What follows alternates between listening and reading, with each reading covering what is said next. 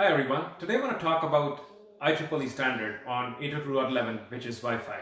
It might sound complicated, but it's actually quite simple. Basically, the IEEE 802.11 standard is a set of protocols that governs wireless local area networks, or WLANs. These protocols determine how data is transmitted and received over a wireless network. There are several versions of IEEE 802.11 standard, including 802.11G, N, and so on.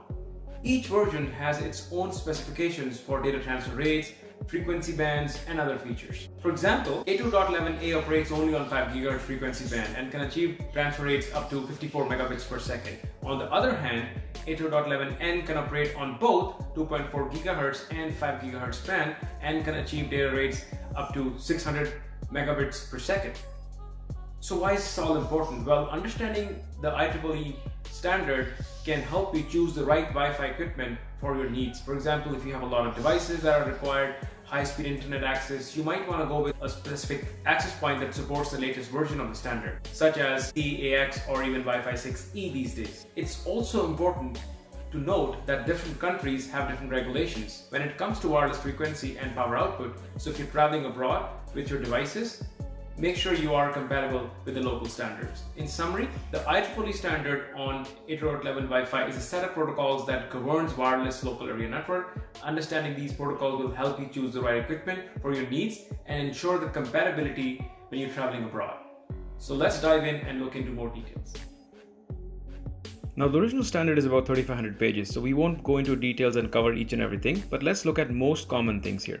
We know Wi-Fi exists on layer 1 and layer 2. That's kind of what the standard looks at, right? So layer 1 we look at the frequencies, the modulation types, the encoding, and layer 2 we talk about the media access control, how do we access, how does association work, what's our authentication, encryption. So let's get into those kind of details, but remember this is mainly on layer 1 and layer 2.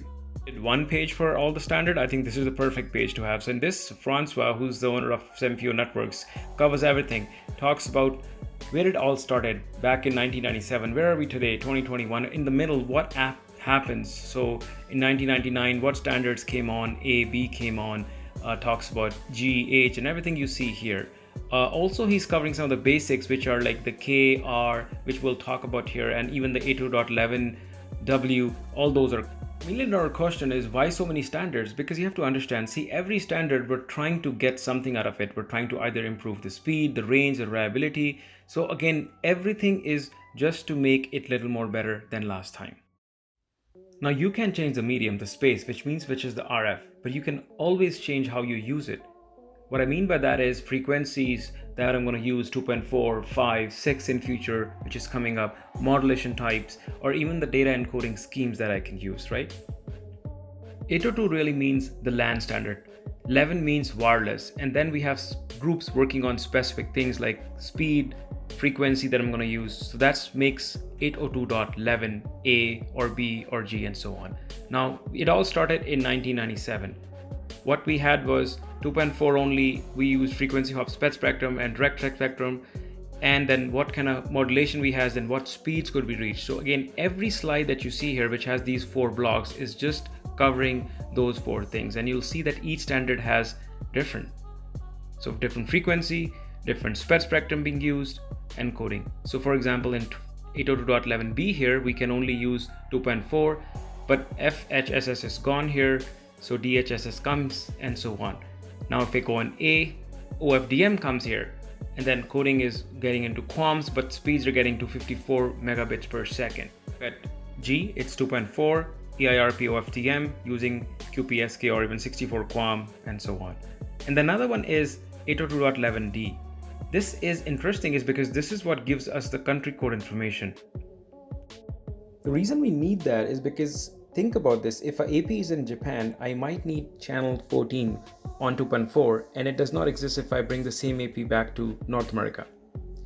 Another one that is very important is also the 802.11h, which talks about DFS and TPC. Think about this as, if I have channels that are not meant for Wi-Fi purpose, I can use it for now, and when I don't need it, this is basically what your you.We and you.We extended are. Now again, if I had 3 lanes dedicated to, say, cars, bikes, and trucks, when the trucks are not coming, the bikes can use that, but as soon as the truck shows up, the bike has to move out. That's pretty much what it is.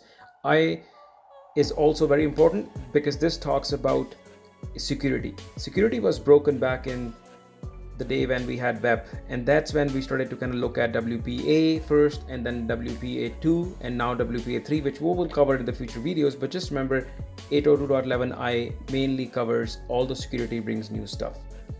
802.11e is talking about your quality of service, which is within Wi-Fi and is also certified as WMM with Wi-Fi client, which again means I'm trying to prioritize a certain traffic. Now, why would you want to prioritize a certain traffic? Because some traffic could be more important because of the business or the type of traffic it is, like for example voice as compared to browsing, right?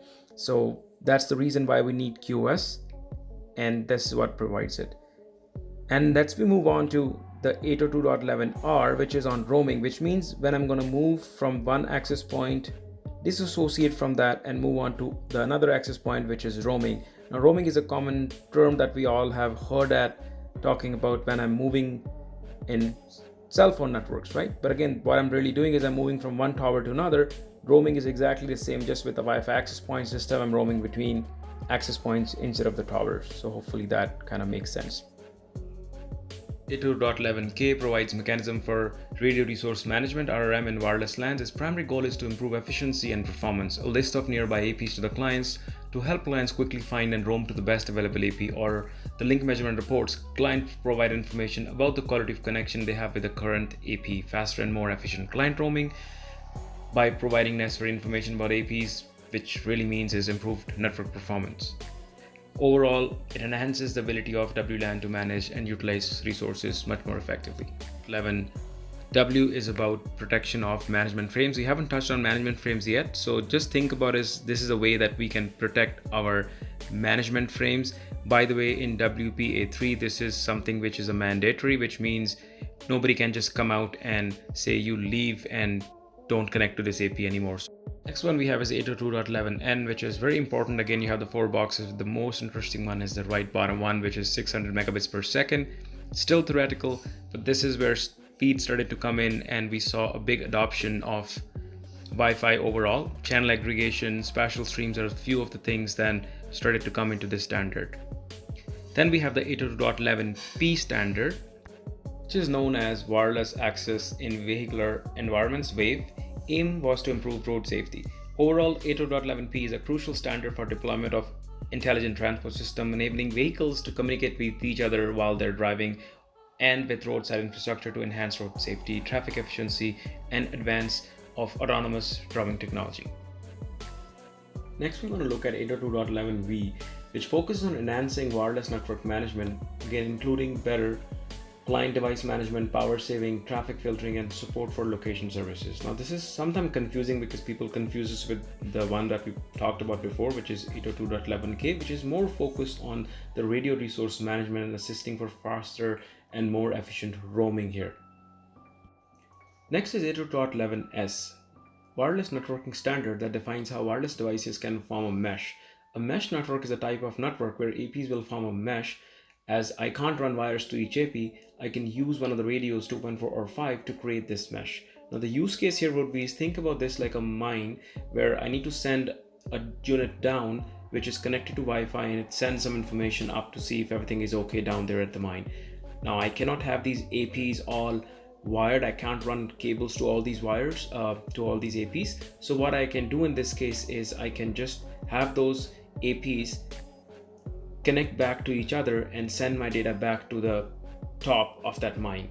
And one of the bands could be used to connect. So for example, 2.4 I'm using to connect my little card that I'm sending down, and 5 GHz I'm using to use a backhaul. So that's the use case that you'll have for mesh.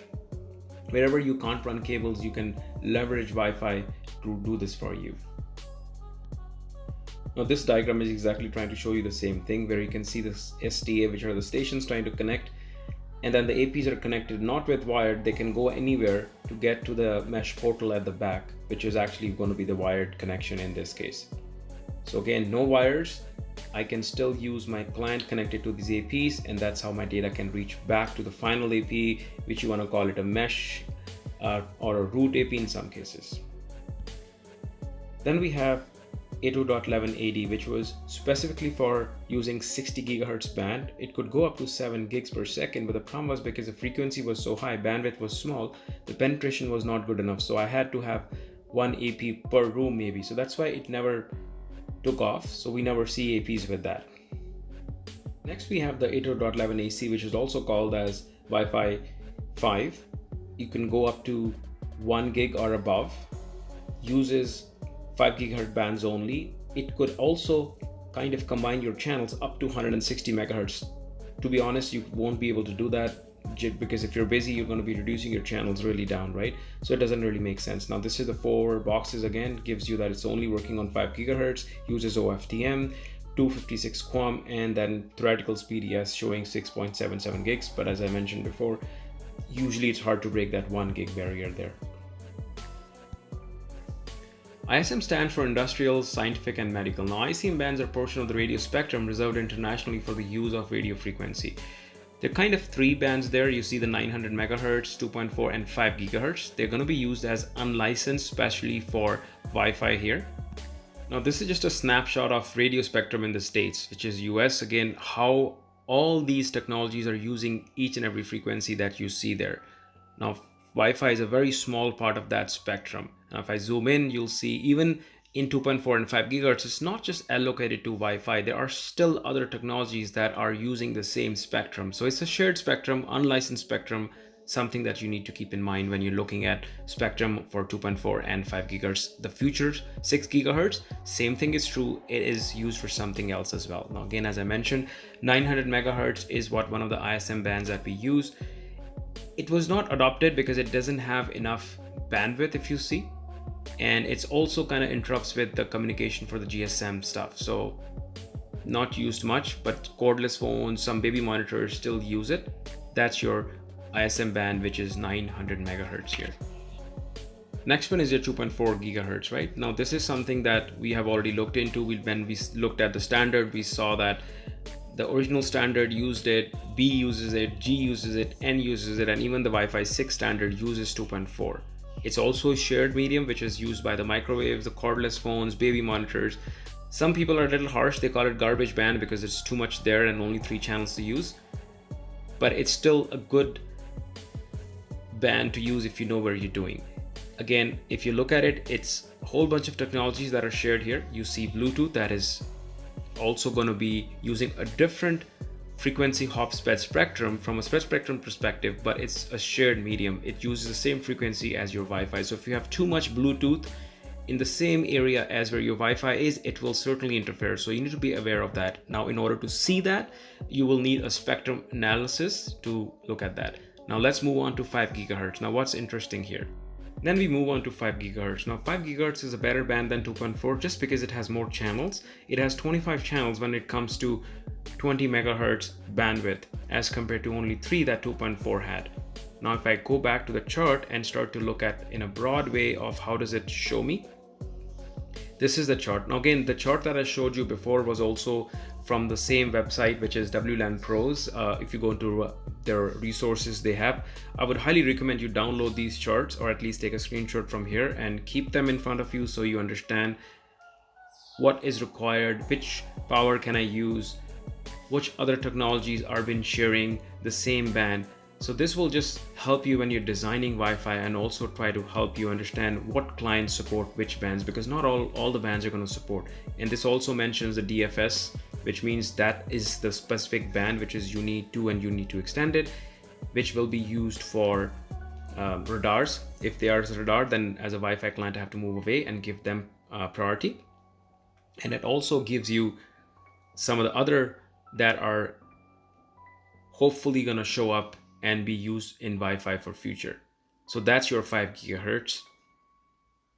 Channel 120, 124, 128 available in the States, not in Canada. That again just tells you that I need to understand which country am I in when I'm trying to see which AP should I deploy and what channel should I pick up. All the other slides that I have here are just talking about the same stuff, just showing you how many channels we have available.